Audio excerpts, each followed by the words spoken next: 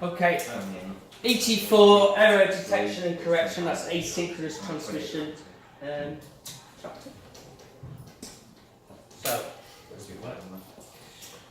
So first of all, you need to know how to draw these diagrams. Most asynchronous transmission systems use 8 bits, some only use 7, so be careful on the question. If it's just normal ASCII, they can get away with 7 bits of data. This one here has got 8. Notice that you send the data, the start bit goes first, it drops. When the line is idle, it's left at a logic 1, so that if the line is broken, the detector will pick that up straight away, the receiver at one end. So it drops down to start, the start bit drops down to logic 0, then you get the data, then we have a logic 1 for the stop bit, and then carry on with the idle. So that'll send 1 byte of data that represents an alphanumeric character.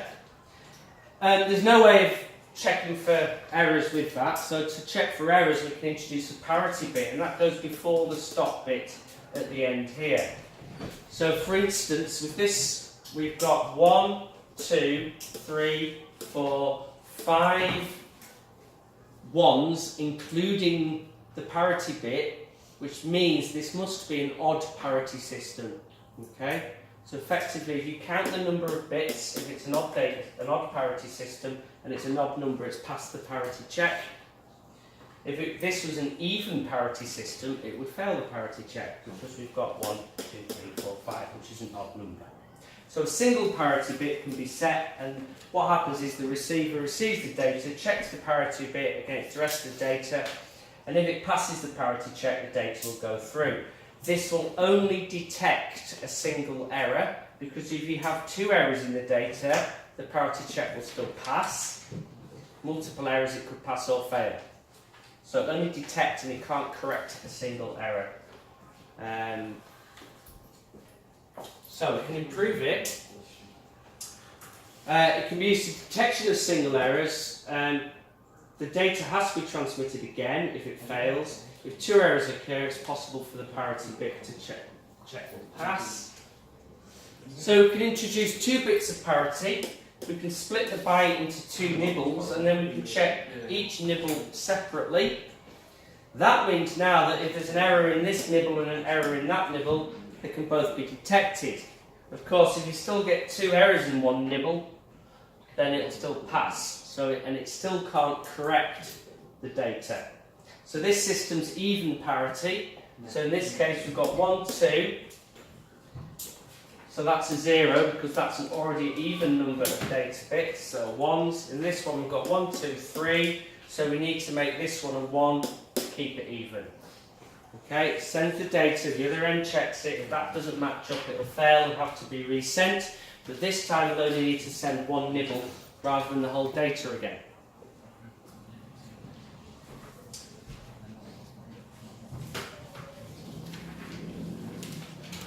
So we can introduce the 4-bit parity system, which is more complex in that we use this table to see that P0 parity bit covers that nibble, P1 covers this nibble, P2 covers those 2 and those 2, making that nibble there, and P3 covers that, those 2 and those 2.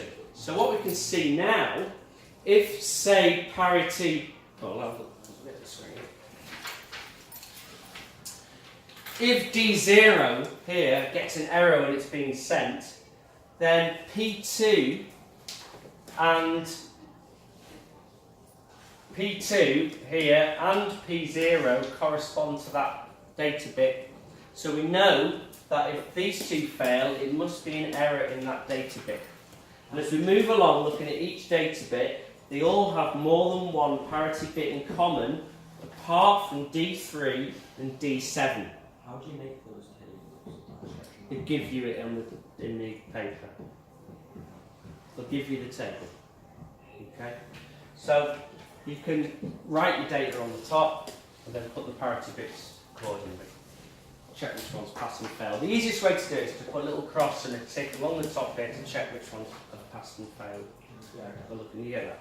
What was that little So we can go through it and you can check each bit in turn. So that if D1 fails, it'll fail 3 parity bits. If D2 has got an error, we'll have 2 parity bits fail, P0 and 3, and you can move along. The weakness comes in when you've got a D3 error. We can't tell now really, if there's only 1 parity bit failed, the error could actually be in the parity bit. So that's a weakness of the 4-bit parity system. And that weakness comes again for the D7 failure, because now P1 and D7, we don't know the difference, whether it could be an error in that or an error in that. So what we can do is introduce an extra parity bit. Doesn't check the parity bit, no, that's what you think is going to happen, but it doesn't. What it does is make sure that each data bit has got more than 1 parity bit associated with it. So therefore, if you get a single parity bit failing, you know the error must be in the parity bit rather than in the data. Okay? So now, if P0 fails, sorry, if there's an error in D0, we can see that you have these 2 bits, so that would be P0 and P2, and you can see each one has got more than 1 parity bit. Sorry, I get to the 5-bit one. It's got more than 1 parity bit associated with it. Okay? But the disadvantage of that is that it's now a slower system to send data. We can fix errors. It's self-healing data, so it has a big advantage in that if one of these data bits has got an error, the system can detect it and correct it. But if there's multiple errors all over it, it will still fail. So that's the final 5-bit parity is the last one we do. Okay? So try some of the questions on it. Joe, are you doing that question today? Yeah, I'm doing